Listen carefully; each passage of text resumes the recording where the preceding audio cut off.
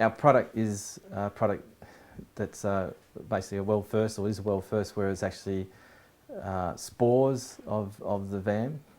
People have been trying to create spores of VAM for 30, 40 years, and I actually worked with scientists when I was doing work experience as a university student some 30 years ago, and that's where I first found out about it.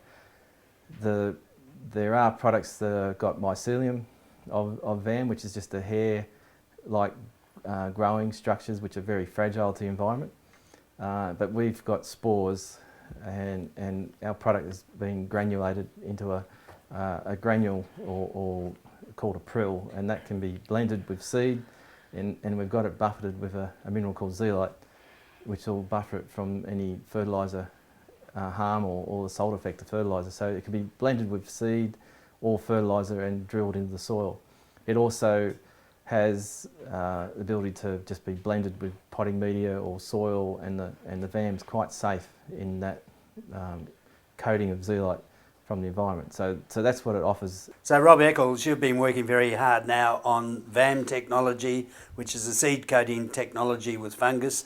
That's VAM is an acronym that is spelt out V for Victor, A, M. Can you tell us a bit about the technology and what the implications are for producers? Okay, VAM is a soil microorganism. It's called technically a endomycorrhiza. Ecto is ones that live outside the roots, which is like mushrooms. They're mycorrhiza as well, and endomycorrhiza are ones that actually live within the plant root, in with the plant, and then they explore out in the soil and act as plant roots or root hairs. So the advantage of the VAM for plants is that the VAM can increase the root surface area by up to about 200 times. Sometimes the literature talks about 800 times.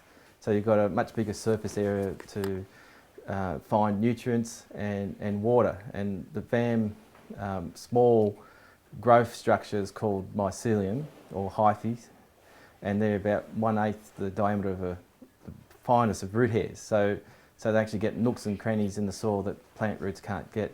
And one other advantage in foraging for nutrients for plants is that they have enzymes and acids that they can use that plant roots don't have to dissolve clays or more complex molecules, and that will then make plant available nutrients like phosphorus and other ones a bit harder to get, like trace elements.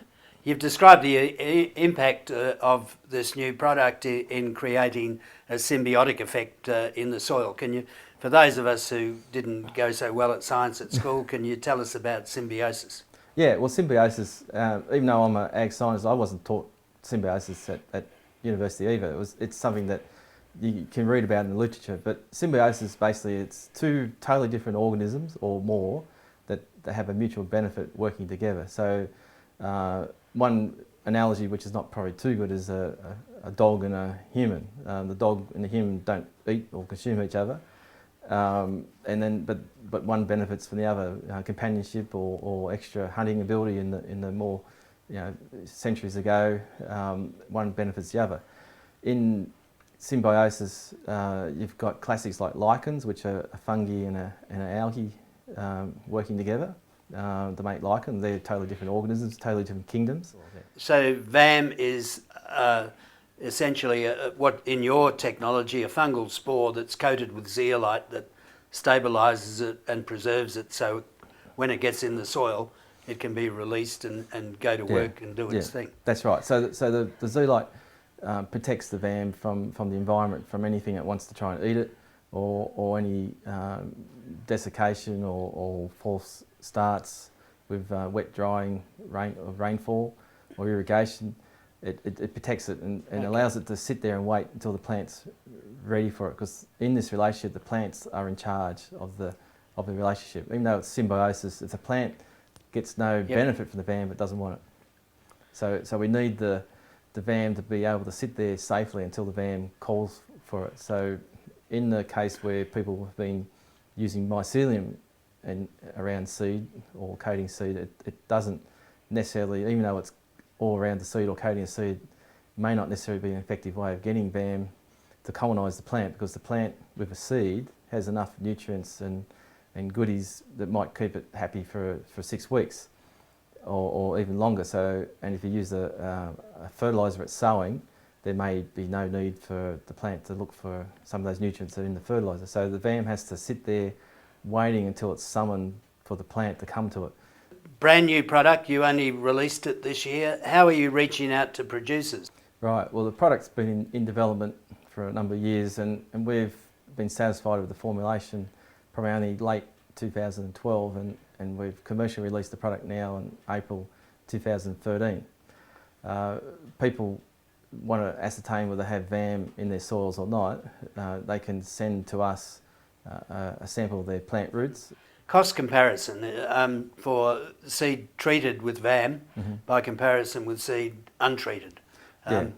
Is there a big price hurdle there for producers? Yeah, not very expensive. It'll, depending on freight to the end user, it'll be less than $25 a hectare. In that $20 to $25 a hectare it'll cost. If you're looking at yield increases that we've been experiencing in our trial work of 10%, anything up to 60%, you only need maybe 100 kilos, 200 kilos of extra grain to get that cost back. So we think it's inexpensive, and it's something that most people will do once they're comfortable with the results they're seeing.